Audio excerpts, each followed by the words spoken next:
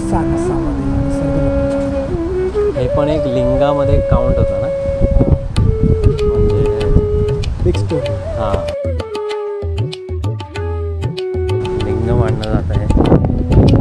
ते मोठी मोठी कहाणी.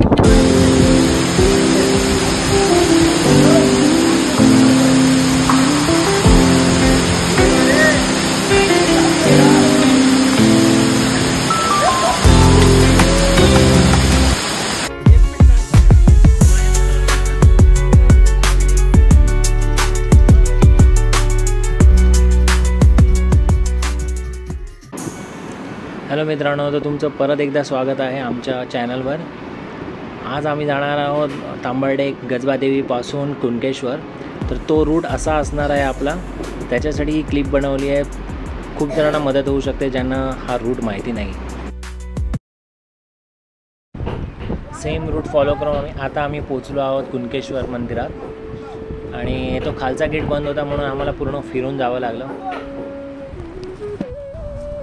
हे आहे कुणकेश्वर. ज्याच्या असा नसामध्ये निसर्ग लपलेला. हे पण एक लिंगामध्ये काउंट होतं ना, म्हणजे बिग स्टोरी. हां, रिअल बिग स्टोरी. शंकर महादेवाचा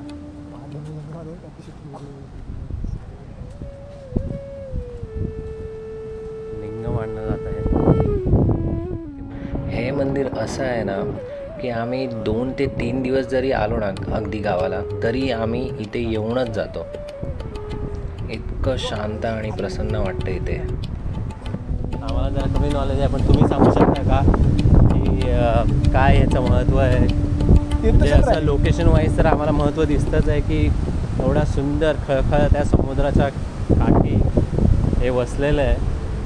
तर भव्य असं स्ट्रक्चर आहे त्याचं. बघाल तुम्ही.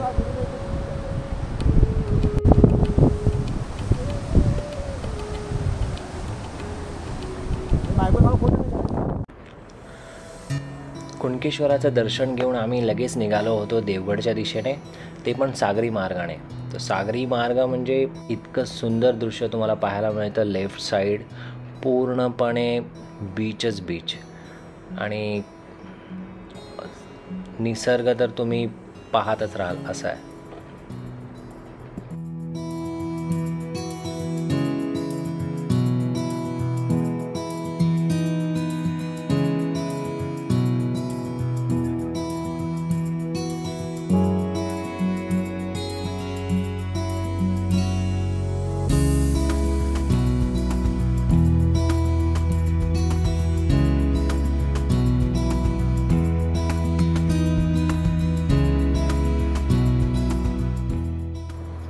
देवगडला पोचून आम्ही आमच्या एका मित्राला फोन केला होता. त्याचं गाव इथे देवगडलाच जवळच आहे, वाडातर करून.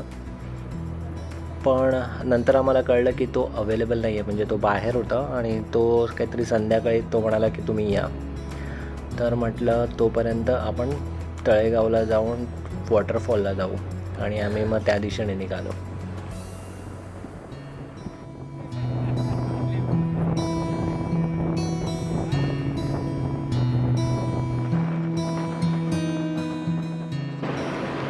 आम्ही या वॉटरफॉलला आलो आणि कोइन्सिडन्स तर बघा, ज्या मित्राला आम्ही कॉल करत होतो गोट्या, त्याचा छोटा भाऊ पिंट्या आम्हाला इथेच दिसला कॉर्नरला. आता या व्हिडिओमध्ये दिसेल बघा तुम्हाला पुढे.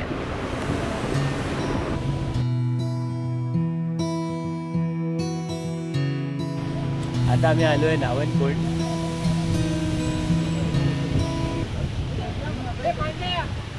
ये कोण येत जल.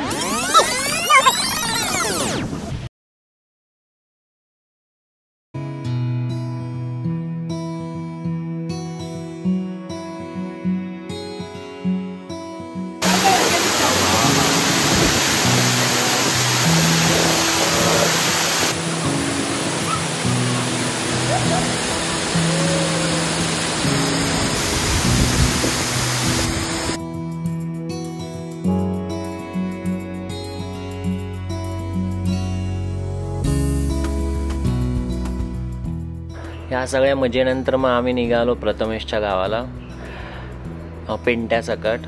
तर तिथे जाताना खूपच रात्र झाली होती आणि हा माझा अगोदरचा व्हिडिओ आहे जो त्याच्या गावाला जाताना काढलेला, तर तो मी दाखवतो इथे. त्याचं गाव कसं आहे बघा.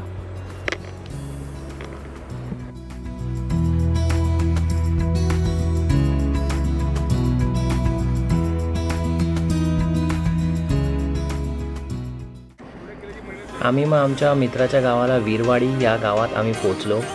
नंतर त्याच्या घरी जरा गेलो, त्यांच्या घरातल्यांशी वगैरे जरा बोललो वगैरे, आणि आम्ही ठरवलेलं की फिश फ्राय करायची आउटडोअर, म्हणजे बाहेरच. भले तो पाऊस पडत आहे थोडा थेंब थेंब, पण तरी आम्ही ठरवलेलं की बाहेरच फिश फ्राय करायची. म्हणजे त्याचं तो ऑप्शन एक्सप्लोअर करायचा आणि वेगळंच ॲडव्हेंचर वगैरे असं मजा करायची. तसंच आम्ही केलं. मसाले, तेल आणि ऑइल, हे लाकडं वगैरे, शेणपूड हे सगळं आणलं, जेणेकरून आम्ही मग फिश फ्राय करायला स्टार्ट करू शकू.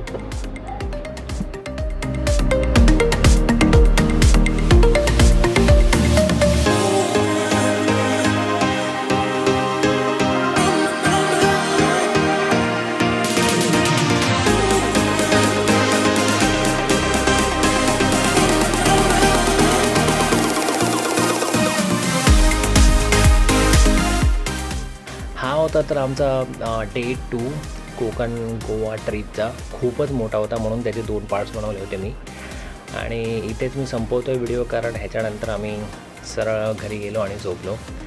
तर thank you for watching this video, आणि जर तुम्हाला आवडला असेल तर नक्की लाईक, सबस्क्राईब आणि शेअर करा, आणि बाय बाय.